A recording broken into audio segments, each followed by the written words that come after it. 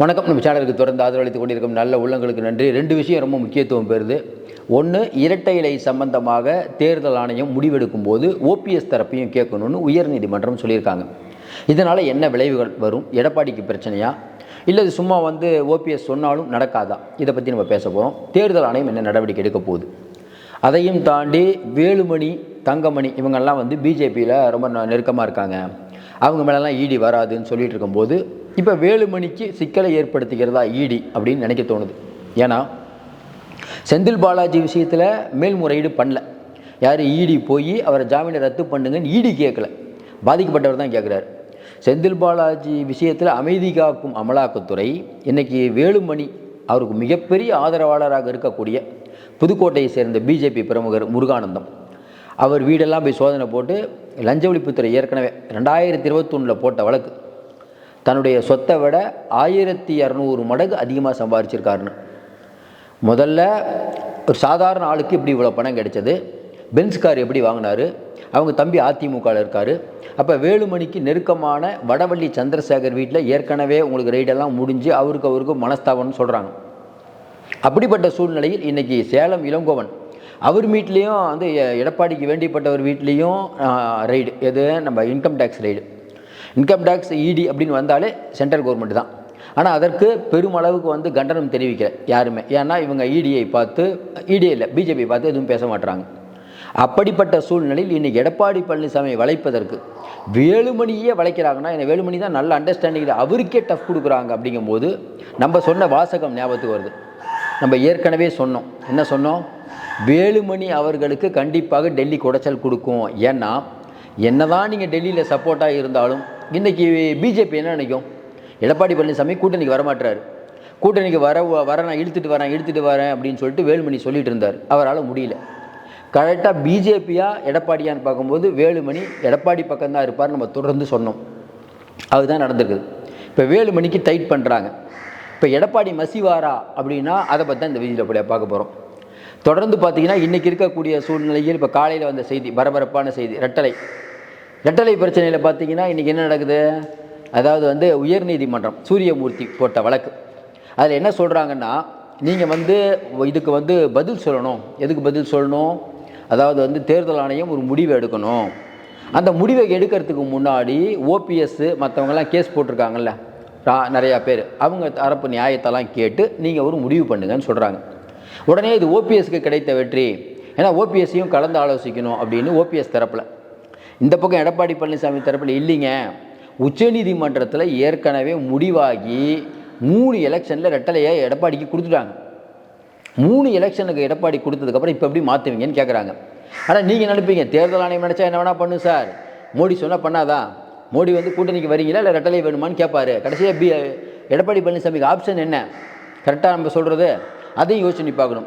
நியாயமாக பார்த்தீங்கன்னா இப்போ எடப்பாடிக்கு தான் கொடுக்கணும். ஏன்னா இந்த வழக்கு தொடர்ந்த சூரியமூர்த்தி அப்படிங்கிறவர் என்ன சொல்கிறாரு? நான் அதிமுக உறுப்பினர் அப்படிங்கிறார். ஆனால் அதிமுக பைலாவில் பார்த்தீங்கன்னா உறுப்பினராக இருக்கக்கூடியவர் அதிமுக சின்னத்தை எடுத்து போட்டிக்கிட்டாருன்னா அவர் அந்த உறுப்பினர் தகுதி இழந்துடுறார். அப்போ சூரியமூர்த்தி ஏற்கனவே போட்டிக்கிட்டு இருக்கார், அவரும் தகுதி இழந்துட்டார். ஓபிஎஸ் ஏற்கனவே போட்டிக்கிட்டார். இந்த சட்ட சிக்கல்கள்லாம் வரும். இதை கொடுக்கறது, அதாவது ஓபிஎஸ்ஸுக்கோ மற்றவர்களுக்கோ கொடுப்பது அவ்வளோ எளிதான ஆள். சட்டத்தெல்லாம் உடைச்சிட்டு, நீதி நியாயத்தெல்லாம் உடைச்சிட்டு கொடுக்கணும். அதை தேர்தல் ஆணையம் பண்ணுமான்னா கடந்த காலத்தில் பண்ணியிருக்காங்க. நினச்சா தேர்தல் ஆணையம் என்ன வேணால் பண்ணலாம். அப்போ தேர்தல் ஆணையம் கையில் தான் இன்றைக்கி பால் இருக்குது. நீங்கள் என்ன தான் எடப்பாடி பழனிசாமிக்கு தான் இருக்குதுன்னு சொன்னாலும் இன்றைக்கி தேர்தல் ஆணையம் தான் அவங்க முடிவுங்க. அதை என்ன வேணால் பண்ணுவாங்க. அவங்க பெரும்பான்மையாக இருக்கக்கூடிய சசிகலா பக்கம் அவ்வளோ எம்எல்ஏக்கள் இருக்காங்க, ரெட்டலையை ஃப்ரீஸ் பண்ணாங்கல்ல, அதனால் தேர்தல் ஆணையம் தான் முடிவு பண்ணணும். ஒன்று. இன்னொன்று, நம்ம ரொம்ப ஆழமாக பார்த்தீங்கன்னா கொஞ்ச நாளைக்கு முன்னாடி புதுக்கோட்டையில் முருகானந்தம் அப்படிங்கிற வீட்டில் ரெய்டு. இந்த முருகானந்தம் யார்? சாதாரணமாக ஒரு ஒரு ஒரு ஒரு கிராம நிர்வாகம், அந்த ஏரியாவில் ஒர்க் பண்ணுறாரு. சின்ன போஸ்டிங்கில் ஒர்க் பண்ணக்கூடிய இந்த முருகானந்தம் அதிமுக ஆட்சி வந்த பிறகு என்ன பண்ணுறாங்க, டெண்டர் உள்ளிட்டவங்கெல்லாம் இவருக்கு தான் வேலுமணி கொடுக்குறாரு. அது சாதாரணமாக இல்லைங்க, 350 ரூபாய்க்கு அந்த எல்இடி அவர் 3000 ரூபா ரேட் போட்டிருக்காரு, 90 வாட்ஸ். அதே மாதிரி பார்த்தீங்கன்னா இன்னொன்று 450, அதுக்கு பார்த்தீங்கன்னா 4700 ரூபா போட்டிருக்காரு. ப்ளீச்சிங் பவுட்ரு இப்படி மட்டும் 1200 மடங்கு அதிகமாக சம்பாதிச்சிட்டாரு. தன்னுடைய மனைவிக்கு பென்ஸ் கார் வாங்கி கொடுத்துருக்காரு. இந்த விவகாரம் வந்து 2021 வருது. முருகானந்தம் மேலே 2021 வழக்கு வந்த உடனே லஞ்ச ஒழிப்புத்துறை, தமிழ்நாடு லஞ்ச ஒழிப்புத்துறை வழக்கு போடுது. ஏன்னா வேலுமணியை கார்னர் பண்ணணும்னு. வழக்கு போட்ட உடனே என்ன பண்ணுறாரு, அவர் பிஜேபிக்கு போயிடுறாரு. ஏன்னா பிஜேபிக்கு போனால் இடி வராது. உங்களுக்கு தெரியும், பிஜேபி அஜித் பவார் நிறைய பேர் நம்ம பார்த்துட்டோம். பிஜேபியில் ஒரு முக்கிய பிரமுகர். இந்த மாதிரி ஆட்களை பிஜேபி உடனே எடுத்துக்குவாங்க. இப்போ என்ன பிரச்சனை ஆச்சுன்னா, அவருடைய தம்பி வந்து அதிமுக 2021 போட்ட கேஸுக்கு இவ்வளோ வேகமாக இடி வேகமாக வந்து அவரை ரைட் பண்ணி அவரை லாக் பண்ணுதுன்னா நம்ம ஒன்று புரிஞ்சுக்கலாம். வேலுமணியை டைட் பண்ணுறாங்க இடி, அவ்வளோதானே. நீங்கள் என்ன தான் சொன்னாலும் வேலுமணியை டைட் பண்ணுறாங்க. பண்ணிட்டாங்களான்னா சூப்பராக பண்ணிட்டாங்க.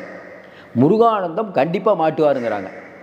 ஏன்னா 350 எங்கே இருக்கிறது, 3700 ரூபா எங்கே இருக்குது, 40 ரூபா எங்கே இருக்கிறது, 4750 ரூபா எங்கே இருக்குது. ஒரு 100%னாவே 100% சம்பாதிச்சிட்டாங்களாமோ. 1270 மடங்கு அதிகமாக சம்பாதிச்சிருக்கார். அப்போ இது வந்து மிகப்பெரிய ஒரு விஷயம். இப்படி முருகானந்தம் அவர்கள்ட்ட மட்டும் இந்த அளவுக்கு கடுமை காட்டுதான்னு பார்த்தா இல்லைங்க. அவர் சுற்றி இருக்க அவங்க தம்பி, இன்னொரு தம்பி ரவிச்சந்திரன், அவரையும் கரம்பக்காடு, அவரையும் சுற்று போட்டாங்க. டோட்டலாக முருகானந்தம் தப்பிக்க முடியாத அளவுக்கு இன்றைக்கி ஈடி பண்ணிட்டாங்க. என்ன நோக்கம்? ஒரு பக்கம் பார்த்தீங்கன்னா சேலம் இளங்கோவன் அவருக்கு சொந்தமான இடத்துல ஐடி ரைடு. இது ரெண்டையும் பார்க்கும்போது ஒரு விஷயம் மட்டும் புரியும், அதிமுகவை ஒரு வழி பண்ணுறதுக்கு ரெடி ஆகிடுச்சு. இவ்வளோ நாள் இல்லாமல் இப்போ பண்ணுறாங்கன்னா, அப்போ இப்போ வேலுமணிக்கு நெருக்கடி முட்டிடுச்சு. லஞ்ச ஒழிப்புத்துறையிட்ட சமாளித்தாலும் சமாளிப்பீங்க, இனிமேல் ஈடிகிட்ட சமாளிக்க முடியாது. அதுக்கப்புறம் பார்த்தீங்கன்னா எடப்பாடி பழனிசாமிக்கு வேண்டியப்பட்ட முருகன் டெண்டர், இது நெல்லை, இப்போ கூட அவங்க பொண்ணுக்கு பயங்கரமாக கல்யாணம் பண்ணார், அவருக்கு இடத்துலையும் ரைடு. அப்போ ஒரே நேரத்தில் சேலம் இளங்கோவன் வீட்டில் ரைடு, எடப்பாடி பழனிசாமிக்கு வேண்டியப்பட்ட முருகன் அவர் வீட்டில் ரைடு, இன்னொரு பக்கம் வேலுமணிக்கு வேண்டியப்பட்ட முருகானந்தம் அவர் வீட்டில் ரைடு. இதெல்லாம் வச்சு பார்க்கும்போது ஒன்று புரிஞ்சுக்கிட்டோம். இன்றைக்கி அதிமுக அப்படிங்கிற ஒரு கட்சியை கூட்டணிக்கு வரலைன்னா பிஜேபி பல அஸ்திரங்களை கையாளுது அப்படிங்கிறத நம்ம புரிஞ்சுக்கிட்டோம். அதில் இப்போ வந்துன்னா கொங்கு பகுதியை மையமாக வைத்து வேலுமணியை டேமேஜ் பண்ணுவதற்கான வேலை நிறைய நடந்துட்டுருக்கு. ஆரம்பத்தில் வேலுமணி வந்து எடப்பாடி விட்டு போயிடுவாருன்னு நம்ம சொல்லும்போது நம்ம தொடர்ந்து சொன்னோம், அதெல்லாம் போக மாட்டாருங்க. இப்போ நம்ம இன்னும் சொல்கிறோம், இந்த இடி மிரட்டலை வைத்து எடப்பாடியை அசர வைக்க முடியும்னு நம்ம நினைக்கல. ஏன்னா எடப்பாடி பழனிசாமி அவர்கள் இதெல்லாம் தெரியாமல் களத்தில் வரமாட்டார். அவர் என்ன யோசிக்கிறாரு, எதையும் சந்திக்க தயாராக இருப்போம், பார்த்துக்கலாம். ஏற்கனவே கூப்பிட்டு சொல்லிட்டு தான் சொல்கிறாங்க, இல்லைங்க இடி சிபிஐலாம் வரும், நம்ம அவங்கள எதுக்க வேணாம், எதுக்காமல் கூட்டணி கூப்பிடுவாங்க, நம்ம வேணான்னு தவிர்ப்போம். ஏதாவது அவங்க ரொம்ப நம்மளை ஈடின்னு போட்டு அடிக்க ஆரம்பித்தா அப்போ நம்ம தெருவில் நம்ம ஆளுகளை இறக்கி விடுவோம். அது வரைக்கும் அமைதியாக இருப்போம். எடப்பாடி பழனிசாமி ஏன் பிஜேபி எதுக்கவில்லைன்னா எதுக்காமல் இருக்கும்போதே பிஜேபி இந்த வேலை பண்ணுறாங்க. எதிர்த்து இருந்தால் என்ன நிலைமைக்கு பண்ணுவாங்க? எடப்பாடி பழனிசாமி சங்கடங்கள் இருக்கான்னு நிறைய சங்கடங்கள் இருக்குது. தொடர்ந்து அவருக்கு வந்து கேஸுன்னு போய் இப்போ தான் ஒரு முடிவு பண்ணி உட்காந்துருக்காரு. இப்போயும் தேர்தல் ஆணையம் பிரச்சனை பண்ணுது. அப்போ அதிமுகங்கிற கட்சிக்கு தேர்தல் ஆணையம் ஒரு பிரச்சனை, பிஜேபி ஒரு பிரச்சனை, திமுக கொடுக்குற குடைச்சலை கூட தாங்கிக்கலாம், அந்த 2 பேர் கொடுக்க தாங்க முடியல. வேலுமணி போராட வரணும், போராடி தான் ஆகணும். நம்ம ஏற்கனவே ரொம்ப தெளிவாக சொல்லிட்டோம். உடனே வந்து திமுக ஆதரவாக இல்லை எடப்பாடி ஓஞ்சிட்டாரெலாம் சொல்லலை. அதிமுக இன்னும் வலுவான கட்சி தான். பிஜேபி எதுக்கலங்கும் போது நம்ம சொல்கிறோம் பிஜேபி எதிர்த்தாதாங்க ஓட்டு கிடைக்கும்னு. இப்போவும் சொல்கிறோம், இந்த ரெட்டலை அப்படிங்கிறது எடப்பாடிக்கு தான் கொடுப்பாங்க இன்னும் நம்ம நம்புகிறோம். தேர்தல் ஆணையம் அவ்வளோ அநியாயமாக கொடுத்துட்டாங்கன்னா உச்சநீதிமன்றம் போவாங்க. அதனால் அந்தளவு ஈஸியாக கொடுத்துட முடியாது. ஆனால் தேர்தல் ஆணையம் விளையாடும், பிஜேபி சொன்னால் விளையாடும். பிஜேபிகிட்ட தான் பால் இருக்குது. அடுத்து பிஜேபி இடியை வைத்து அடுத்து என்ன பண்ணுன்னு தெரில. ஏன்னா இன்னும் 1.5 வருஷம் இருக்குது. இப்போ தான் முருகானந்தம் மேலே வழக்கு பாயுது. அப்போ இன்னும் எத்தனை பேர் மேலே பாயும்? அதை வைத்து பார்க்கும்போது அதிமுகவை டேமேஜ் பண்ணுறதுக்கு இன்றைக்கி பிஜேபி முயற்சி எடுத்துருச்சு. அதில் ஓரளவுக்கு வெற்றியும் காண்டுட்டாங்க. ஆனால் அடுத்து எடப்பாடியோட ரியாக்ஷன் என்னன்னு தெரில. எடப்பாடியை நம்ம குறைச்சி மதிப்பில்லை. அவரும் ஏன்னா இவ்வளோ தூரம் சட்ட போராட்டம் நடத்தி வாங்கியிருக்கார் ரெட்டலைங்கும்போது சாதாரண விட்டுருவாரா? பொறுத்திருந்து பார்ப்போம். மீண்டும் சந்திப்போம். நன்றி, வணக்கம்.